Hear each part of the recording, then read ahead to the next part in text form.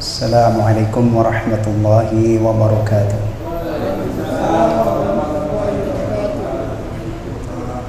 Bismillahirrahmanirrahim. Alhamdulillahi rabbil alamin. Wabihi nasta'inu ala umurid dunya wal din.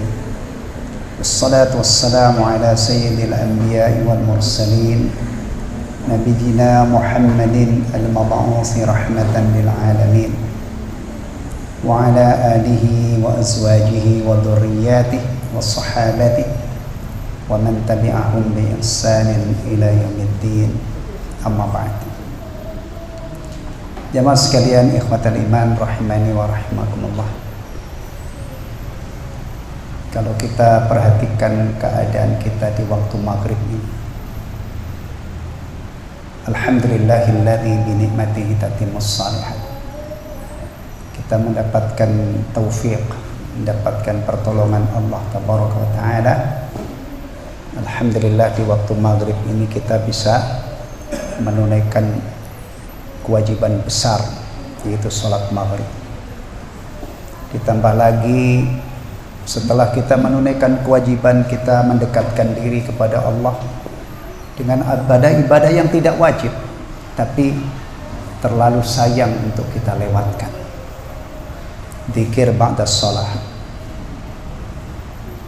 Enggak lama kan dzikir ba'da shalah itu? Ada enggak orang dzikir ba'da shalah itu setengah jam enggak selesai? Enggak ada. Kalau ada, saya tanya, dzikirmu itu gimana kok sampai selama itu kan gitu ya? Sebentar, paling 5 menit ya kan? Kemudian juga sholat 2 rakaat ba'diyatal maghrib, itu termasuk bagian dari sholat-sholat sunnah muakkadah ya, alhamdulillah.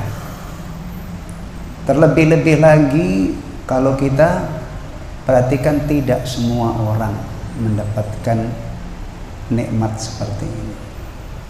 Ada yang di waktu maghrib itu tidak tertarik untuk ke masjid ya kan? Alhamdulillah, sekali lagi hari ini tadi urusan kita lancar ya, makan minum lancar kan, nggak ada yang pucat pasi, nggak ada yang mau pingsan kayaknya deh. Berarti sarapan lancar, makan siang lancar, makan malam ada yang sudah dan ada yang nanti, termasuk saya makan malamnya nanti, belum makan saya.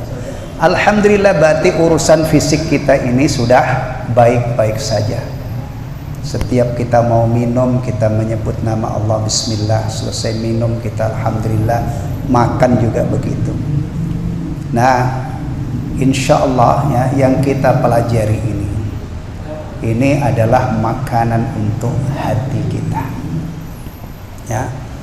Para ulama menyatakan di antara makanan yang bergizi yang akan menyehatkan hati itu adalah qiraatul Quran bit tadabbur, membaca Al-Quran dengan dihayati. Mudah-mudahan ya, fisik kita sehat, hati kita sehat. Alhamdulillah.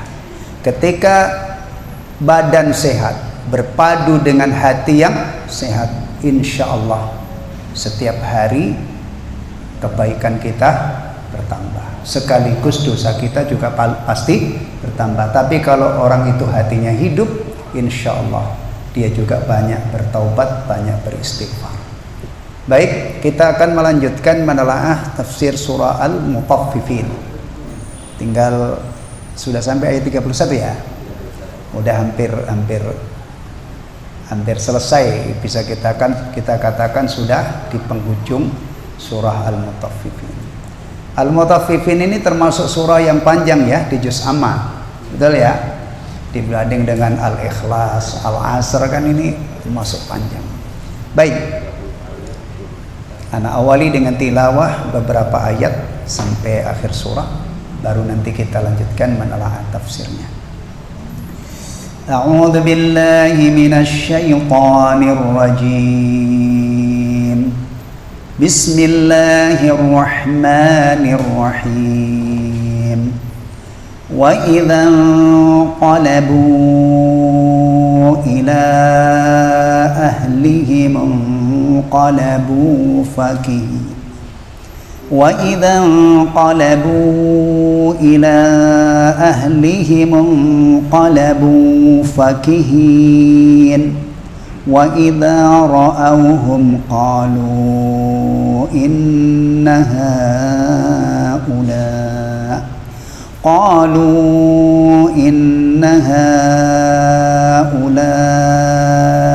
لضالون وما أرسلوا عليهم حافظين فاليوم الذين آمنوا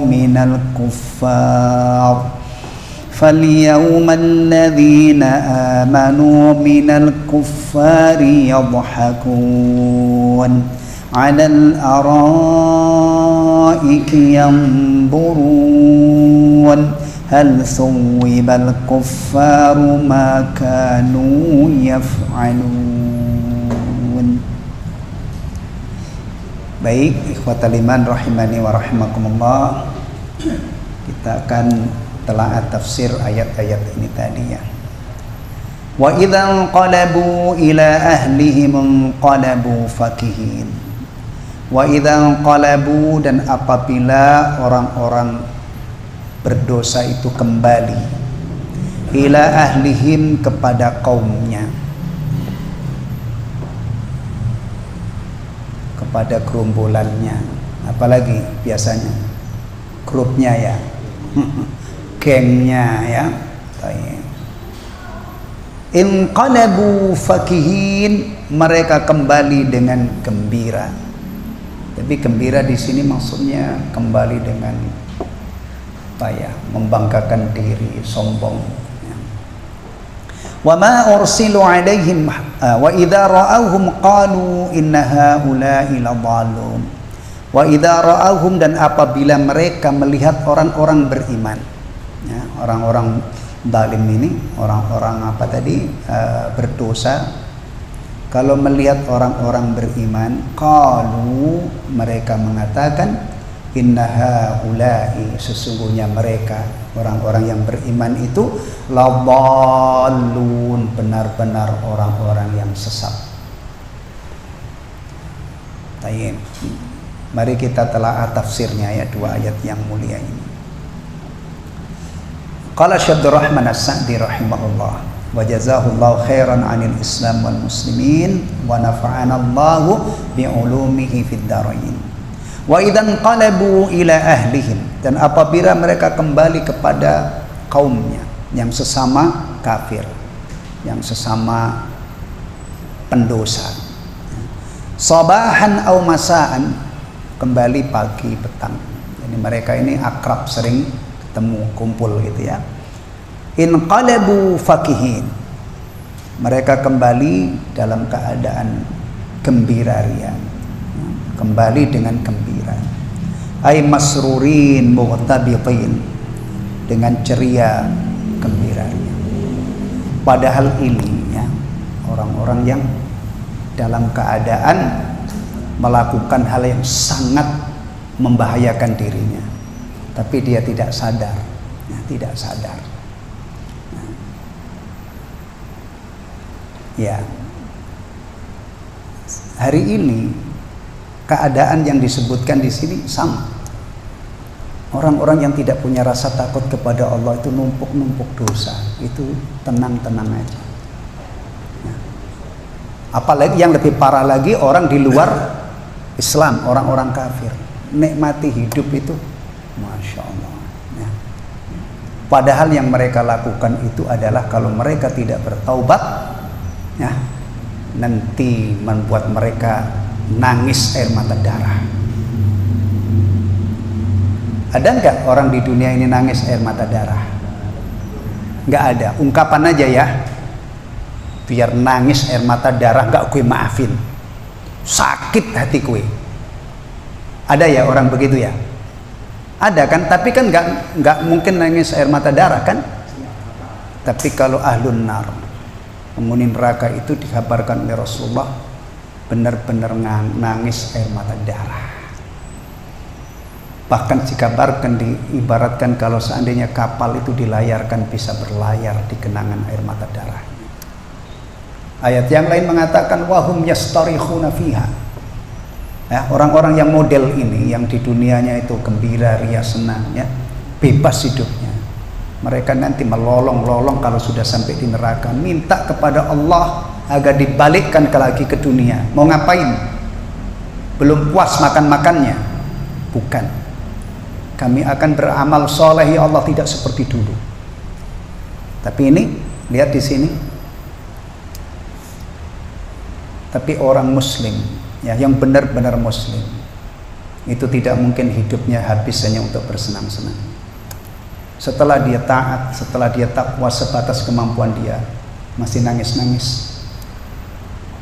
Rasulullah SAW yang begitu istimewanya di akhirat, dibacain Quran oleh siapa itu? Anas ya, radhiyallahu an, baru beberapa ayat nangis. Sahabat-sahabat yang dijamin masuk surga tidak pada yang menepuk dada. Nih, gue orang yang dijamin masuk, nggak ada. Abu Bakar As-Siddiq itu sedikit-dikit kalau baca Quran nangis. Utsman bin Affan, Umar bin Khattab yang begitu gagahnya kalau sudah baca Quran cengeng. Cengeng dalam arti gampang sekali nangis. Apalagi Utsman bin Affan.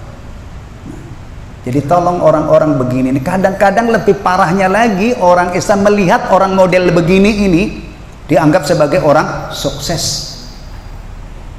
Ya, orang sukses. Kita melihat media sekarang ini, media itu orang-orang kaya itu jadi bintang. Iya, padahal kadang-kadang yang kaya itu tidak kenal Allah, bukan beragama Islam. Diekspos habis-habisan kehidupannya, ya. Perhatikan. Baik. Sebenarnya ini orang benar-benar bahagia? Enggak. Orang model begini ini dalam ajaran Islam namanya maghrur, orang yang tertipu dan terpedaya. Dia tidak punya iman, dia tidak punya tabungan amal soleh. Ya, betul, kadang-kadang orang yang pendosa, bahkan yang musuh Allah itu di dunia ini dapat bagian banyak. Ya, baik. Kalau kita lihat pertafsirnya, wa hadza min a'dhami ma yakunu minal ightirar. Ini adalah apa namanya? Gambaran yang sangat besar yang menunjukkan bahwa mereka itu orang-orang yang terperdaya. Wa hadza min a'dhami ma yakunu minal ightirar. Terjemahnya apa? Ini adalah gambaran bahwa mereka benar-benar tertipu. Ya. Seharusnya mereka ini orang-orang yang tidak punya nyali untuk bersenang-senang karena melakukan hal-hal yang sangat membahayakan. Tapi karena mereka itu tidak ngerti, akhirnya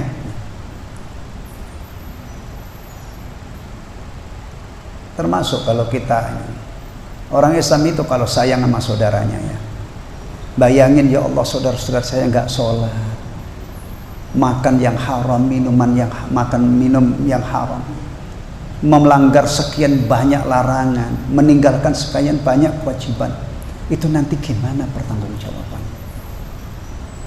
Maka ikhwatal iman, dunia taklim, dunia nasihat, amar ma'ruf nahi mungkar itu mestinya muncul dari rasa apa namanya, rasa sayang, rasa cinta, ya, iya.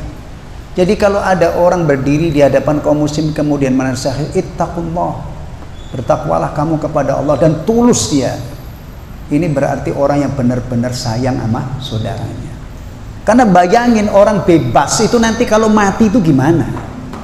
Kalau sudah masuk ke alam barzakh gimana? Apalagi nanti sudah yaumul hisab.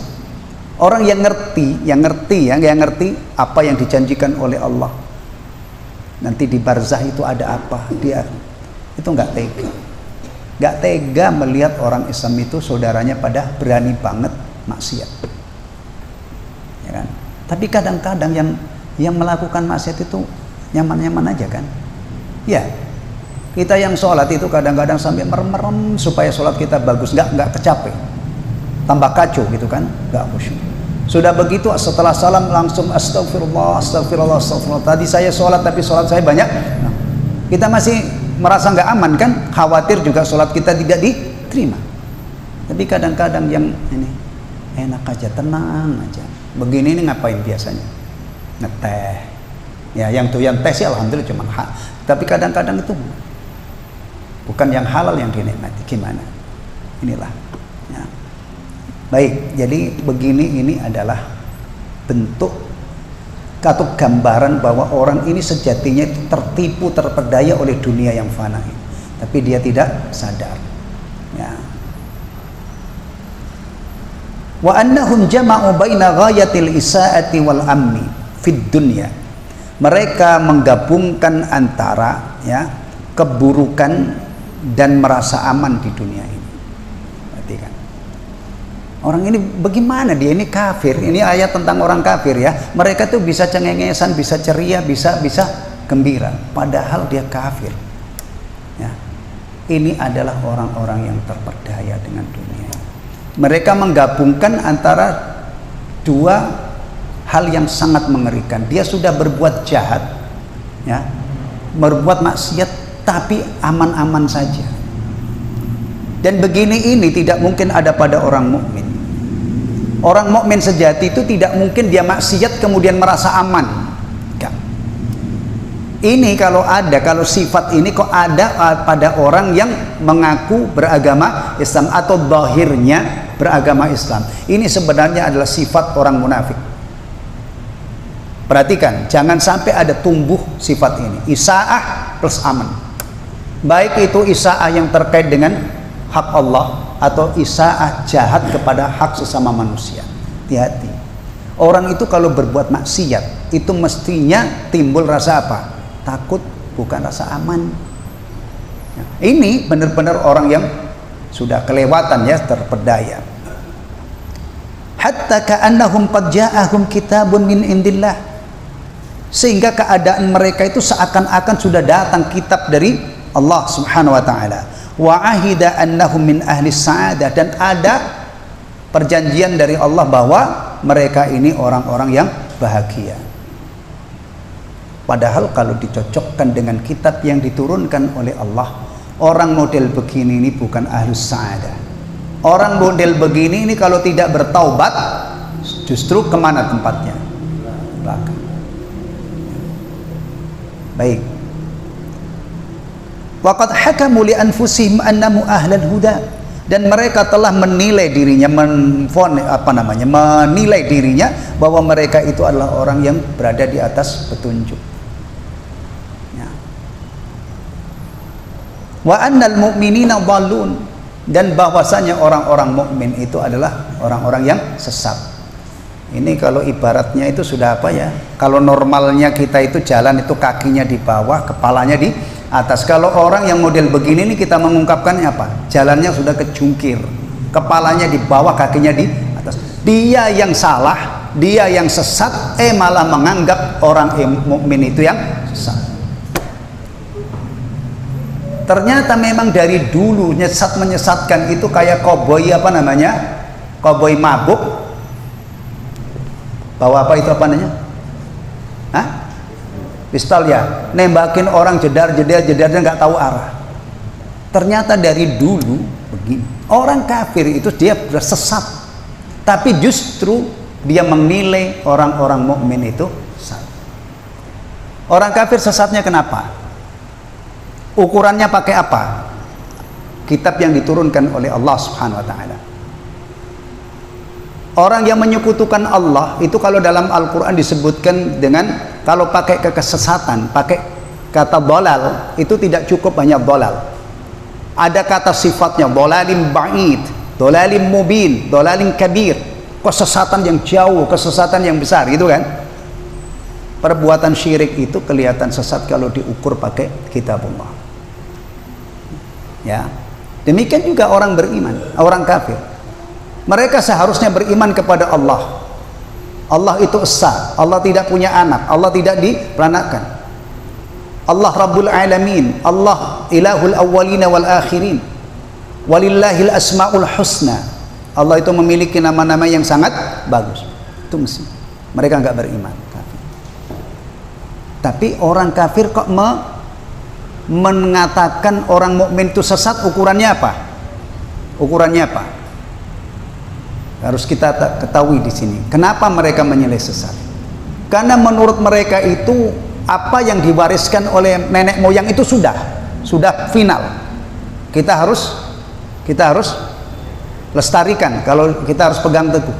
Nah, orang-orang beriman ini dia tidak mengikuti sepenuhnya apa yang diwariskan oleh nenek moyang. Kalau bertentangan dengan apa yang diajarkan oleh Allah dan Rasulnya, dia tinggalkan.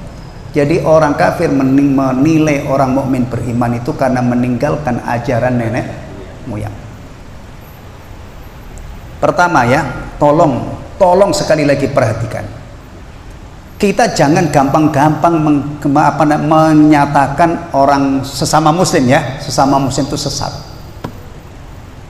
Ada ukurannya ya. MUI kita itu sudah menetapkan batasan-batasan ajaran dikatakan sesat. Coba antum cari sendiri. Kalau ada orang misalnya mengatakan sholat 5 waktu itu nggak wajib,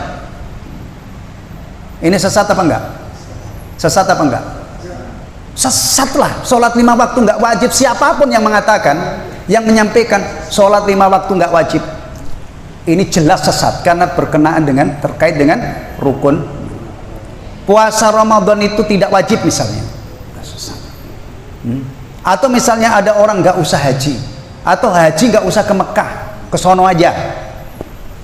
Ajaran begini ini sudah mestinya setiap orang muslim itu tahu kalau itu adalah sesat dan menyesatkan.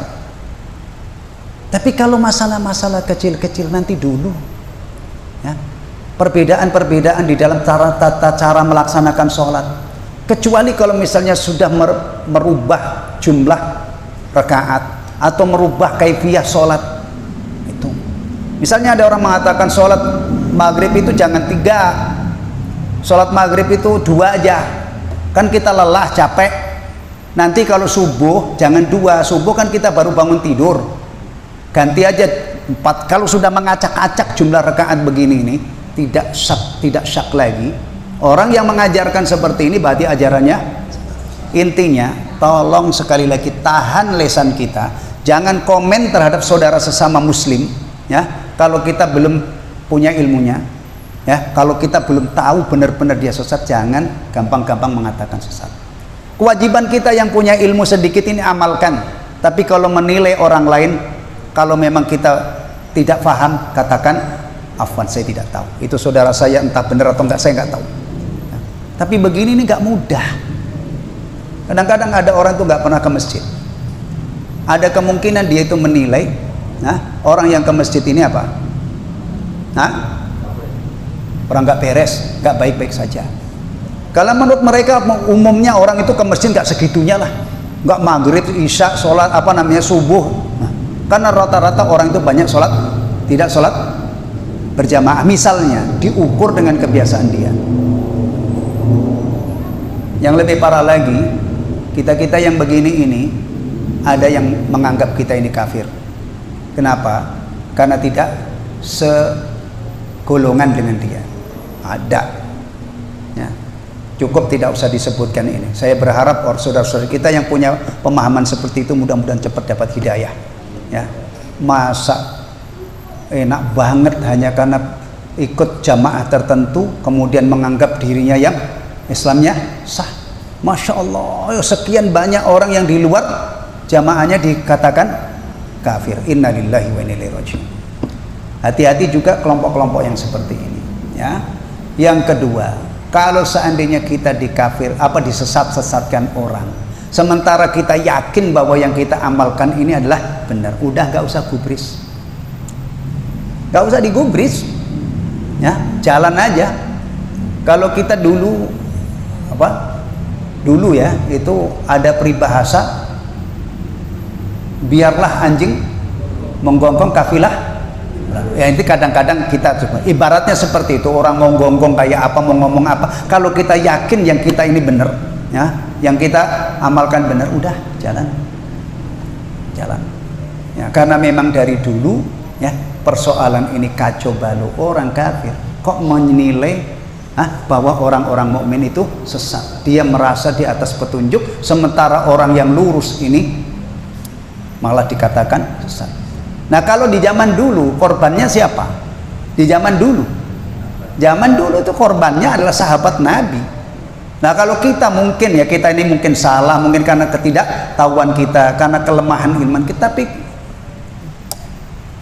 yang mereka nilai dhalun itu adalah sahabat-sahabat Nabi, orang yang lurus. Nah, bahkan sahabat Nabi itu sudah seharusnya dijadikan panutan dalam berislam ini. Nah,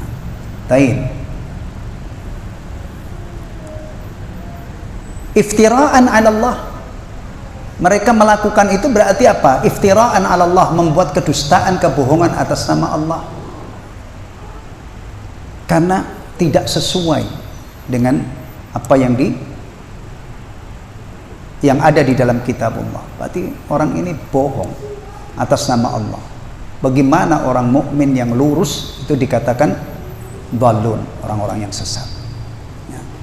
Baik. Wa tajarra'u 'alal qawli 'alaihi bila ilmin, dan mereka lancang ya,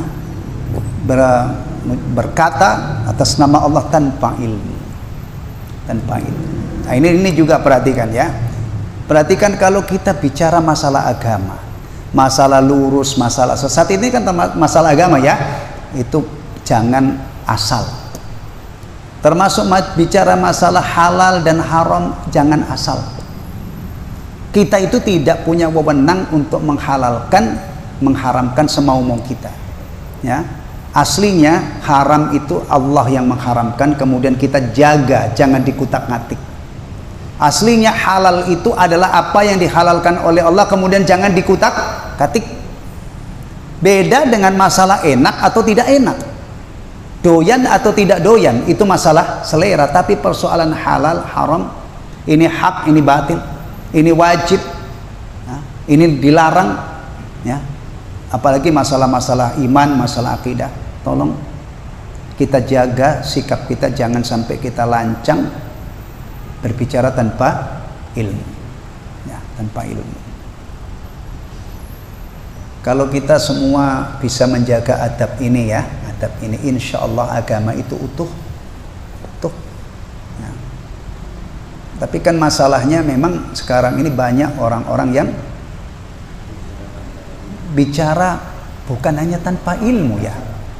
Gimana ya? Pertama itu kadang-kadang memang dia bukan bidangnya, tapi terlalu berani. Atau kadang-kadang ajaran yang datang dari Rasulullah itu diukur pakai akal. Ada, nggak tahu, antum mungkin juga nggak usah saya sebutkan namanya, ada yang tahu ngomong. Masa iya sih? Apa namanya? Ini apa namanya? Masa iya sih? Apa nih yang di kaki ini? Mata kaki yang tertutup oleh kain. Nah, pelakunya dikatakan masuk neraka. Apa masuk akal itu? Padahal kalau dia mau jujur ya, apa memang ada ya sabda Rasulullah yang menyatakan itu? Dia cari kan? Mestinya kan gitu. Nah, kalau sudah Rasulullah bersabda kan tinggal ini sabda Rasulullah. Artinya kalau saya tidak memahaminya tidak seperti sini, saudara-saudara saya yang mengamalkan, oh dia ternyata dia punya apa? Dalil. Udah, saling menghormati. Nah, kalau kepada orang yang ke gereja aja kita bisa toleransi, masa kepada sesama muslim yang mengamalkan yang dia yakini itu ada sumbernya dari Rasul, dia begitu sikapnya. Nanti kalau model-model begini ini nanti dikembangkan ya. Masa iya sih cuman kerudung aja menjadi tanda kesolehan, ketakwaan? Takwa itu tidak disitulah tempatnya. Takwa itu tempatnya di hati. Kalau agama ini dipandang begini nanti dipretelin semua, ujung-ujungnya apa? Tinggal itu yang ngurus jenazah itu loh, tinggal pengurusan mayit itu. Sampai hari ini saya belum pernah dengar ada orang-orang liberal sekuler yang mengatakan udah orang Islam tuh kalau mati udah bungkus plastik di wrap kemudian tapi hidupnya ini yang untuk ngatur orang yang hidup ini, masya Allah diacak-acak, tapi untuk urus orang yang meninggal yang memang sudah tidak berkutik tidak pernah disentuh. Itu kan yang antum amati. Ya, atau antum sudah pernah dengar ada orang kalau mati udah deh nggak usah ini langsung aja. Bahkan yang ada itu kadang-kadang imam masjid itu kadang-kadang sampai gimana gitu. Orang seumur-umur nggak pernah ke masjid, sekali mati digotong ke masjid. Bukan lagi digotong, sekarang keren-keren itu jenazah, diangkut pakai ambulan. Sebenarnya ikhwatal iman ya, untuk ngerayu-ngerayu orang ke masjid itu nggak kurang-kurang bahan. Sering saya sampaikan, mungkin ini sudah kayak sekian kali. Ada yang nasihati begini, aslinya bahasa Arab, sallu khalfal imam qabla an tusalla ala amamal imam. Kalian itu pada sholat ya di belakang imam, sebelum nanti kalian disolatkan di depan imam. Itu baru bagus. Memang setiap hari dia sholat, wafat dimuliakan jenazahnya di sholat. Ada juga yang begini, kalau kamu kehilangan sendal di masjid, itu sebenarnya adalah musibah kecil. Jujur aja jemaah segini, ada nggak yang ke masjid itu bawa sendal yang harganya 1 jutaan? Nggak ada kan? Nggak ada. Sendal saya itu sendal sendal dijual 5.000 juga nggak laku, kan sendal biasa. Ke masjid itu biasanya sendal-sendal yang biasa ya. Kalau di rumah mungkin ada yang untuk kondangan atau untuk apa itu. Nggak apa-apa, orang Islam punya sendal bagus. Dulu ada sahabat yang tanya kepada Rasulullah, nggak apa-apa. Itu bukan sombong. Kalau memang levelnya itu dia pakai pakaian yang pantas, sendalnya bagus, bagunya bagus, nggak apa-apa. Itu termasuk tahadus bin nikmat kan. Nah, ada yang mengatakan begini, kalau ada orang Islam sendalnya hilang di masjid, itu musibah kecil. Meskipun mungkin sendalnya itu bagi orang yang elit ya, sendalnya mahal. Yang musibah besar itu kalau sendalnya nggak pernah parkir di masjid. Begini ini kan sambil canda-canda gitu, nyentuh banget gitu loh, ngena banget. Iya ya, saya punya sendal banyak, nggak pernah sendal saya itu parkir di masjid. Maksudnya dia tidak pernah ke masjid untuk sholat jamaah. Apalah artinya, nanti anda nyeker loh. Ini yang mengkabarkan Rasulullah SAW, manusia itu waktu dibangkitkan dari kubur itu keadaannya seperti waktu lahir. Waktu lahir itu ada 3 atau 4 keadaan. Nggak pakai alas kaki, telanjang bulat, tidak dikhitan, dan nggak bawa harta. Di sini antum bisa bayangkan orang-orang yang hidupnya itu hanya dunia, dapat luar biasa, garasinya itu kadang-kadang sebesar masjid ini. Ada Rolls Royce, ada mobil-mobil apa Pak? Jadi kayaknya mah kalau masalah mobil lebih pengalaman saya ya. Kalau mobilnya banyak beli, iya, mobil-mobil mewah. Mati, Muslim. Ada yang ikut ke alam barzah? Enggak ada. Ini contoh orang yang maghrur, hidupnya itu hanya dunia, tak mati, masya Allah, peninggalannya itu sekian triliun, sekian ribu triliun, dia ke alam barzah, pisah dengan semua yang dimiliki. Dan Rasulullah sudah mengkabarkan nanti manusia dibangkitkan itu dalam keadaan tidak beralas kaki, uratan, khufatan, uratan, telanjang bulat, hurlan. Antum dulu khitan umur berapa?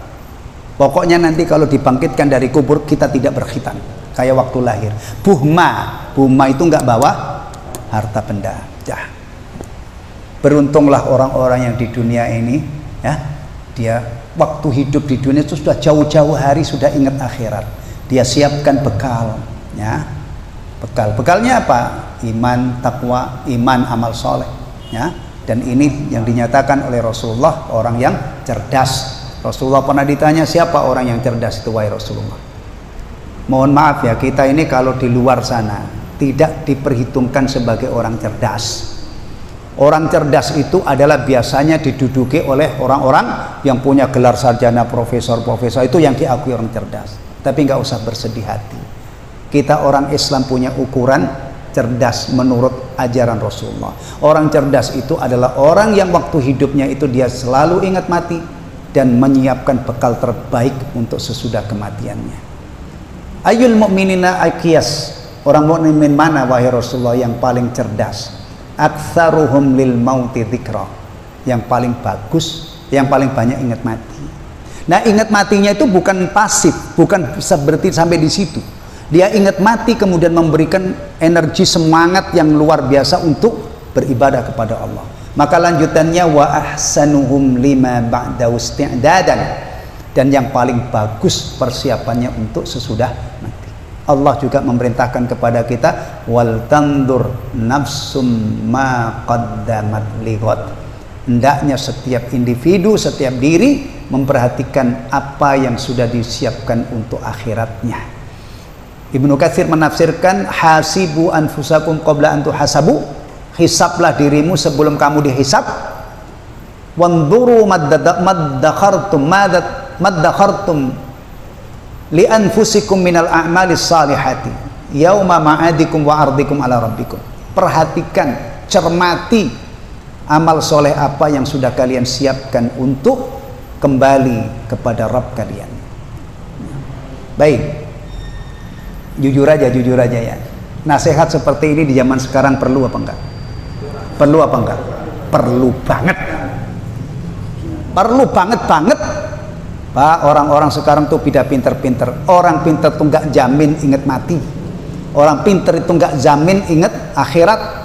Maka semoga kita ini dijadikan oleh Allah orang yang merasa perlu adanya nasihat, dan mudah-mudahan kalau ada yang menasehati, kita termasuk orang yang bisa menerima nasihat yang baik. Allahumma ij'alna minal ladzina yastami'una al-qaula fayattabi'una ahsanah. Dengar nasihat, dengar petuah, kemudian mau mengikuti yang baik. Mudah-mudahan itu menjadi sebab selamat kita. Taib. Wa qala ta'ala, dan Allah Ta'ala berfirman, ngapain itu orang-orang kafir ya? Iya, kok sempet-sempetnya dia nilai orang mukmin, memang nggak ada kerjaan apa? Ini lanjutannya, wa ma ursilu alaihim hafidhin. Padahal orang-orang yang berdosa itu tidak diutus, tidak dikirim untuk menjadi penjaga bagi orang-orang mukmin. Ya. Ngaco kan, nggak ada kerjaan, ngapain malah dia menilai orang mukmin itu sesat? Memang dia siapa? Memang kamu diutus oleh Allah untuk mengurusi mereka. Ya. Taib. Ay wa ma ursilu wukala 'alal mu'minin. Mereka itu tidak diutus oleh Allah sebagai pengawas untuk orang-orang mukmin. Mulzimina bihifdzi a'malihim, yang harus menjaga amalnya. Enggak. Yang menjaga amal ini tidak ditugaskan oleh Allah dari kalangan manusia. Ya. Urusan amal itu yang Allah tugasi untuk menjaga, mencatat siapa? Malaikat. Sekarang kalau misalnya malaikat ini disuap, disogok, amalan saya hari ini di tempat ini jangan kamu catat ya, nih saya kasih apa misalnya, yang bikin malaikat itu kelepak-kelepak misalnya, ya nggak bakalan mempan lah, malaikat itu nggak kayak kita. Coba kalau misalnya ya, untuk urusan amal ini manusia yang diperintahkan oleh Allah untuk mencatat, pasti nggak beres. Pertama dia manusia punya keinginan ini itu, kemarin saya keluar kota ya, saya punya kegiatan di sana, jangan kamu catat, nih saya kasih apa misalnya, Alfat mungkin ya Pak Yadi ya, atau sekoper duit, mungkin kan, mungkin. Atau misalnya karena ada hubungan pertemanan, nah ini karena yang melakukan ini teman saya, nggak usah, saya nggak tega, saya sungkan gitu ya, mungkin. Tapi ingat, yang mencatat amal kita itulah malaikat. Nggak pernah bosen, selalu tunduk dan patuh kepada Allah, juga tidak pernah lengah dari tugasnya. Kita ini kan sering lengah kan dari tugas, kalau aman-aman saja dia tidur. Masya Allah. Nah, ngapain itu orang-orang kafir kok dia bersikap begitu terhadap orang mukmin? Memang kamu diutus oleh Allah untuk ngurusi mereka, untuk menjaga amal-amal mereka. Taib. Hatta yahrisu ala ramyihim bidhalal, sampai mereka itu semangat menuduh orang mukmin itu sesat. Ini kekacauan yang luar biasa ya. Wa ma hadza minhum illa ta'annutun wa inat wa tala'ub. Yang dilakukan mereka ini tidak lain adalah karena kesombongan, karena tala'ub, main-main belaga. Laisa lahu musnadatun wala mustanadun wala burhan. Enggak ada sandarannya, enggak ada dalilnya. Orang-orang kafir mengatakan orang mukmin sesat. Itu kalau di Jawa di tempat saya itu takbirnya, ungkapan ketemu pirang perkoro. Kita tak ada maling teriak maling aja sudah janggal kan? Ada maling teriak maling kan? Ada istilah itu ya. Itu saja kita sudah tidak terima. Nah ini orang dia yang sesat, malah menilai bahwa orang mukmin itu sesat. Udah kacau lah. Ya tadi kalau ibarat berjalan itu jalannya sudah kejungkir, kepalanya di bawah, kakinya di atas, nggak normal. Nah, parah ini ya. Taib. Walihada kana jazaohum fil akhirah min jinsi amalihim. Oleh karena itu balasan mereka di akhirat kelak adalah min jinsi amalihim, sesuai atau sejenis dengan amal perbuatan mereka. Ya. Ini kan awalnya mereka itu meremehkan orang-orang mukmin. Mereka kalau berlalu itu melewat itu ya, mereka mengedip-ngedipkan matanya, menertawakan, nanti kamu kena batunya. Di dunia ini kamu menertawakan orang-orang mukmin ya, menganggap mereka yang sesat, nanti di akhirat kamu kena batunya. Orang mukmin tidak mungkin sesat, tidak mungkin yang benar-benar beriman ya, tidak mungkin sesat dan tidak mungkin mereka di neraka. Maka kebalik nanti, orang kafir akan jadi tertawaan orang-orang beriman di akhirat. Na'udzubillah min dzalik. Ya, di dunia ini ngeremehin orang mukmin, ternyata orang mukminnya di surga, kemudian orang kafirnya di neraka, dijadikan bahan tertawa. Teknisnya bagaimana? Nggak usah mikir teknis. Ya, sekarang aja ada, dunia ini menjadi sangat dekat dengan kita ya. Sekarang ada sesuatu pertandingan bola di ujung dunia sana, bisa dilihat dari sini. Ya, iya kan? Ada peristiwa apa bisa kita lihat, bahkan kadang-kadang live bisa dilihat langsung. Persoalan nanti penghuni surga bisa melihat keadaan penghuni neraka, kemudian penghuni surga mentertawakan mereka.